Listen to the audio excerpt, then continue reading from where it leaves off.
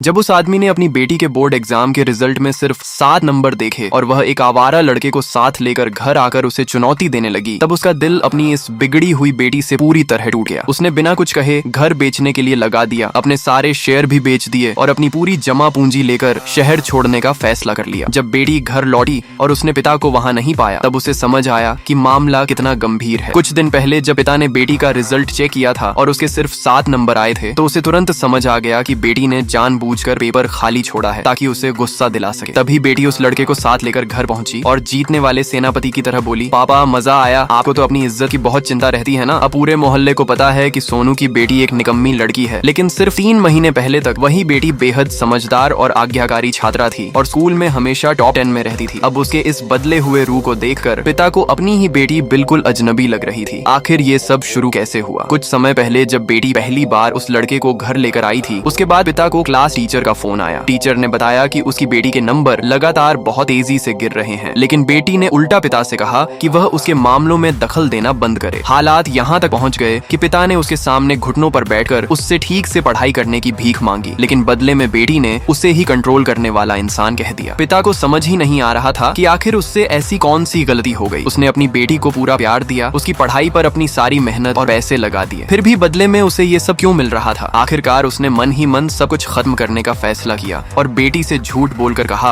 कि उसे कुछ जरूरी काम है, फिर घर से बाहर निकल गया। इसके बाद उसने अपने वकील को फोन किया और पूछा, वकील साहब मेरी बेटी 18 साल की हो चुकी है और अब बालिग है, क्या कानूनन अब भी मेरी उस पर कोई जिम्मेदारी है? वकील ने साफ जवाब दिया, नहीं। घर लौटने के बाद पिता ने दीवार पर लगी बेटी की सारी तस्वीरें एक एक करके उतारनी शुरू कर दी, लेकिन तस्वीरें हटाते हटाते वह खुद को रोक नहीं पाया और उसकी आंखों से आंसू निकल पड़े। अगले दिन शहर छोड़ने से पहले उसने बेटी के लिए एक छोटा सा नोट छोड़ा और चुपचाप निकल गया। ट्रेन में दूर जाते वक्त उसके दिमाग में अपनी बेटी का बचपन घूमने लगा। जब बेटी पैदा हुई थी तभी उसकी माँ उसे छोड़कर चली गई थी, जिसके बाद उसी पिता ने माँ और बाप दोनों बनकर उसे अकेले पाला था। स्कूल जाने के बाद बेटी भी बहुत मेहनत से पढ़ाई करती। अगर आप इसका दूसरा पार्ट देखना चाहते हैं तो लाइक सब्सक्राइब करके पार्ट 2 कमेंट कीजिए।